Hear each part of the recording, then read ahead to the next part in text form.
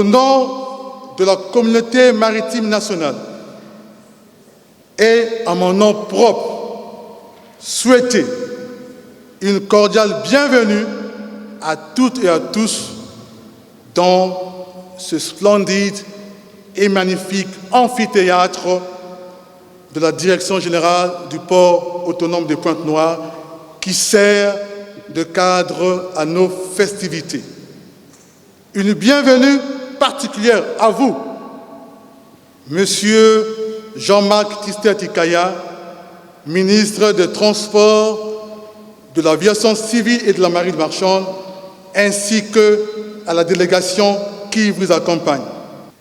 Je voudrais aussi saisir cette opportunité pour rendre hommage à une jeune femme qui fait honneur à notre pays, en l'occurrence Madame Bati Ndoulou Inès Marina, cadre supérieur à la Direction générale de la marine marchande, la seule à avoir réussi au test d'entrée à l'Institut de droit maritime international IMLI à Malte au titre de l'année académique 2021-2022. Elle est la première femme congolaise à intégrer ce centre mondialement reconnu pour la formation des spécialistes en droit maritime. Depuis son avènement à la magistrature suprême, Son Excellence M. Denis Sassou Nguesso, président de la République, chef de l'État, a toujours placé la représentativité des femmes au poste de décision et leur formation au métier de la mer au centre de ses préoccupations. C'est pour traduire cette vision en actes concrets que nous nous sommes fixés pour objectif de mettre en place des conditions pour que les femmes soient identifiées et sélectionnées pour des perspectives d'évolution de carrière aux importants postes de responsabilité, aussi bien dans les directions centralisées que dans les services déconcentrés du ministère des Transports. La 32e session de l'Assemblée de l'Organisation maritime internationale, tenue en décembre 2021, a instauré, par la résolution numéro 1170, la Journée internationale des femmes du secteur maritime le 18 mai de chaque année. En effet, promouvoir la prospérité professionnelle des femmes et leur autonomisation dans le secteur maritime, aujourd'hui, permet un avenir durable meilleur.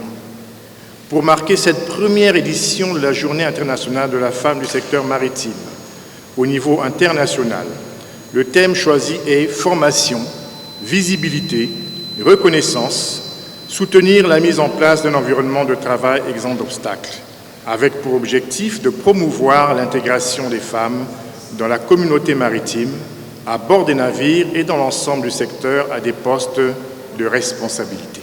Des postes de responsabilité dans l'administration maritime doivent être améliorés de façon significative et cette grande bataille, nous la mènerons ensemble.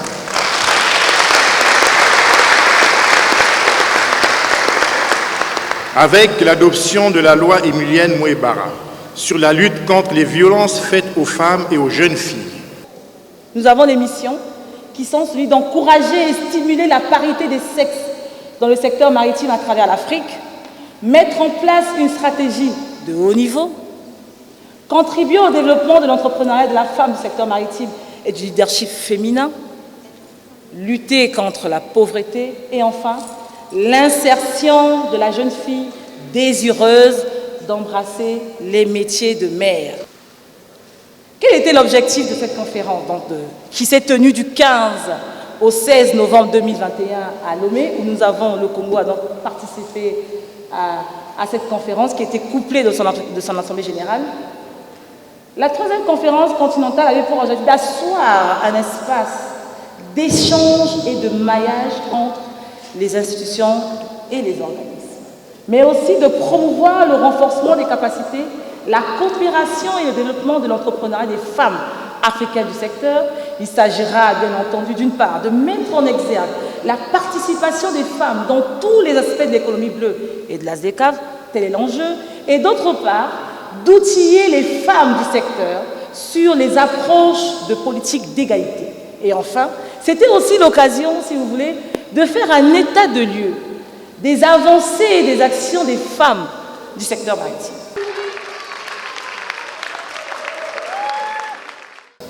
Au cours des travaux, les participantes ont formulé les recommandations ci-après.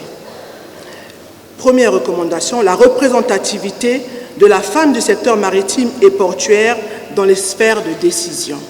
Deuxième recommandation, la promotion de la prospérité professionnelle et leur autonomisation dans le secteur maritime pour permettre un avenir meilleur. Troisième recommandation, la sensibilisation et la facilitation à la formation des métiers de la mer. Toute notre reconnaissance à son Excellence M. Denis Sassou Nguesso, Président de la République, chef de l'État, pour son engagement en faveur du respect du taux de représentativité des femmes aux postes importants de responsabilité tels que stipulés dans notre Constitution. Motion de remerciement à M. Jean-Marc Sister-Tikaya, ministre des Transports, de l'Aviation civile et de la Marine marchande. Nous, femmes participantes aux travaux de l'atelier de célébration de la première édition de la Journée internationale des femmes du secteur maritime, sous le thème national « La place de la femme congolaise dans le secteur maritime ». Reconnaissons son implication personnelle dans la réussite de nos travaux qui ont abouti à la prise des recommandations visant à améliorer la représentativité des femmes aux postes décisionnels dans la communauté maritime. Durant cette journée traitant de la place de la femme congolaise dans le secteur maritime, vous avez échangé, partagé vos expériences de femmes évoluant dans le secteur maritime. Au cours de cette réflexion aussi, vous n'avez pas oublié d'aborder les pratiques qui menacent les ressources halieutiques, desquelles de nombreuses femmes, et notamment les transformatrices de produits de la pêche, tirent leurs revenus pour le bien de leur famille. Enfin, en associant à cette journée élèves et étudiantes, vous vous êtes préoccupés des questions de formation en les sensibilisant aux beaux métiers du maritime grâce aux témoignages vivants faits par des jeunes femmes déterminées, battantes, passionnées, qui vont constituer les références pour les prochaines générations. Je voudrais également présenter mes félicitations, tout particulièrement aux panélistes, pour la qualité de leurs prestations qui, j'en demeure convaincu, ne manqueront pas de susciter des vocations pour une grande représentativité et visibilité des femmes dans le secteur maritime.